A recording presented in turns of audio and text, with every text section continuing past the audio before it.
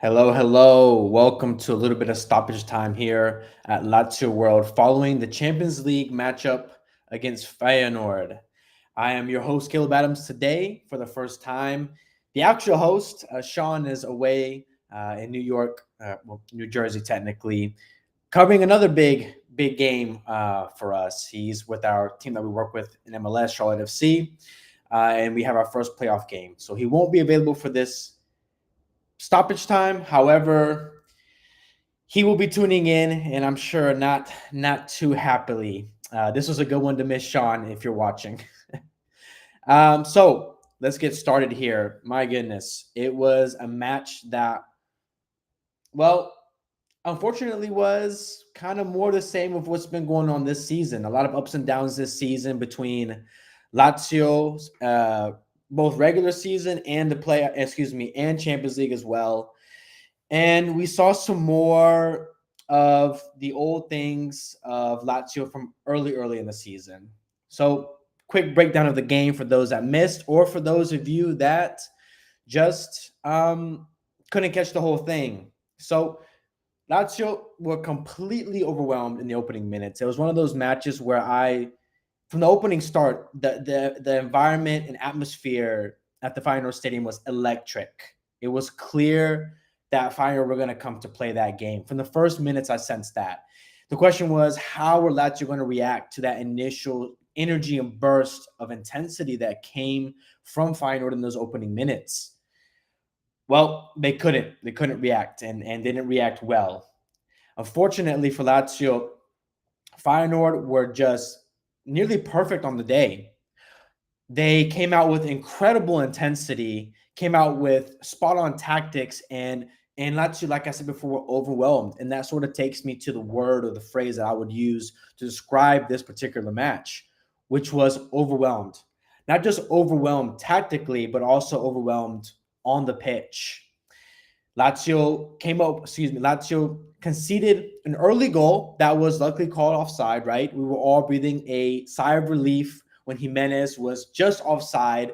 And that right there should have served as a wake-up call to remind Lazio of, hey, we need to get into this game. Jimenez just scored. We were fortunate that it was offside. But sure enough, we kept on the same route that we were on before and conceded shortly afterwards to a goal by Jimenez.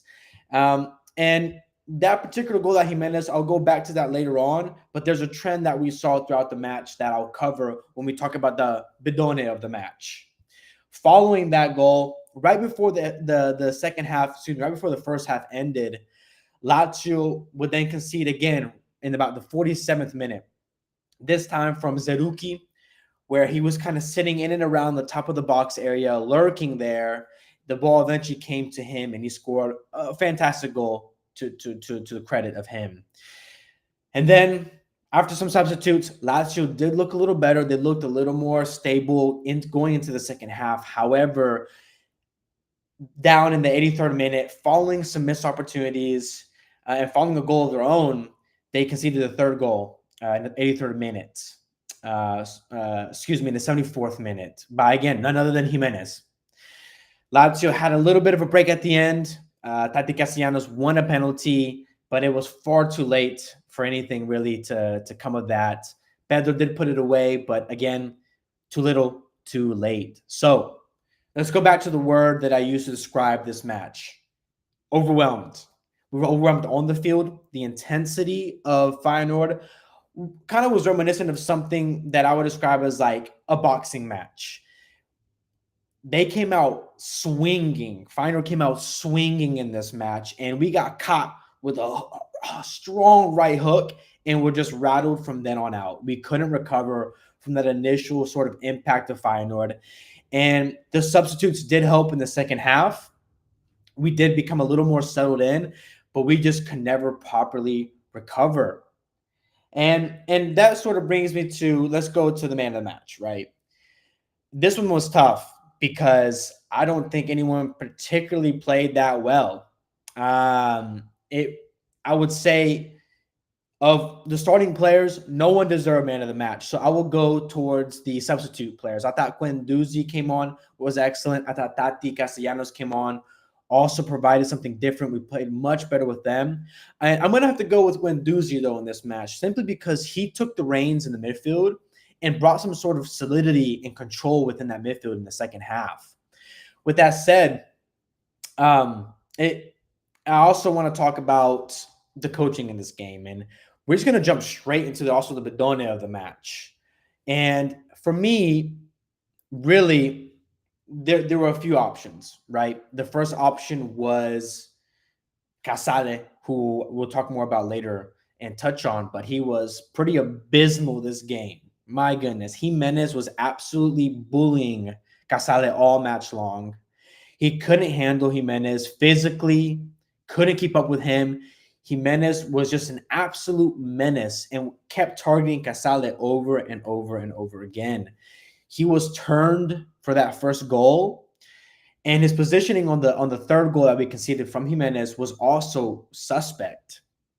And so Casale really had an awful match, and my bidone of the match was Casale. However, I do want to also talk about Sadi, who I think just got the positioning, that got the lineup wrong. I think that, and again, when you talk about starting 11s and you talk about the coach got the starting 11 wrong, it's hindsight 2020, right? It's easy to look at it as, well, yeah, if that lineup came out and balled out, then Sadi's a genius. But that wasn't the case in this game, and I do think there are some reasons why he got this lineup wrong. He started with the midfield trio of Rovella, Alberto, and Vecino, all of which who played, well, Alberto and Rovella both started the weekend prior, right? Vecino came in as a substitute last game, came in as a starter today, but that midfield struggled. Alberto struggled this game, and I believe that Guendouzi had to have been a starter this match. I thought we lacked Guendouzi's sort of composure in midfield. Guendouzi has a great ability to break a press, to play out of a press. He's very press resistant, and we really lacked that with someone like Vecino. Vecino just couldn't. Not that he had an awful match, but Vecino, when you're getting pressed as hard as Feyenoord pressed, you want players that are tight in possession, that can get out of pressure quickly, effectively, and that was sort of where we struggled with, especially that first half, and particularly those first 20 minutes. We could not play out of their press. My goodness. And I want to also touch on Marusic as well, because in a game at this level, with game played at this speed, Marusic was also exposed, even his side to a degree. Marusic is not a player that you can consistently rely on to play out of the back. He's not a player in possession that thrives. And we saw him getting exposed in possession. The ball would get to him, and he just didn't know what to do with it when he was get pressed by 2-3 Feyenoord players. And hey, I want to give quick credit to Feyenoord. This wasn't just Lazio were bad on the day and Feyenoord was just took advantage of it. No. Feyenoord came out and played a nearly perfect game. Their press was relentless. Every single time one of our players in midfield touched the ball, there were 2 or 3 bodies on them every single time. And we just didn't know how to deal with that. And I think part of the reason why we couldn't deal with it was because the personnel we had on the field wasn't the right one to deal with such a press. Feyenoord pressing isn't a new thing. This is something they've been doing in the league. This is something that they've relied on, particularly at home. They have been relentless about. And I believe that Sadi put out a lineup that just wasn't well suited to dealing with the press, quickly playing 1-2s.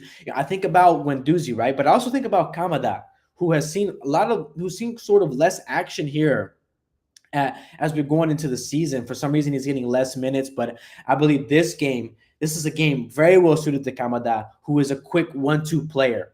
We had no time on the ball this match. Kamada is a player that can quickly take a touch, passes it, moves, take a touch, moves, take a touch, moves, take a touch, moves.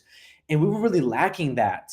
Guendouzi came in at halftime, and to be fair to Sadi in this case, he did get the substitutes right. Tati came on as well, and particularly talking about Tati, and just reading the comments here. Well, yeah, it was a particularly bad match, and I want you guys to engage with me. I want you guys to ask me questions because it's just me here hosting. I don't have a back and forth with Sean, so I would like to have a back and forth with you all. And so, yeah, this match was particularly awful. I mean, it was really bad, and I will say compared to Monza, I will say the level of competition was much greater. I mean, we were outclassed. We were really outclassed in every way, all over the field. And again, it goes down to personnel. I do think that the real culprit of this match was Sadi. And of course, we talk about players like Casale, Cataldi, who have declined this season, players that we thought we could rely on this season, players that had the best seasons of their career last year. We came into the season thinking, hey, Casale and Romagnoli will continue to be the best duo in Serie A, but Casale has just not been at that level that he was last year. And Cataldi as well has just not been it. And so there are questions to be asked in those spaces, and particularly going to the January window. And so I believe we were outclassed and completely overwhelmed from both a on the field perspective, intensity perspective, energy perspective, as well as a tactical one. Again, I think Sadi got the personnel wrong in this match.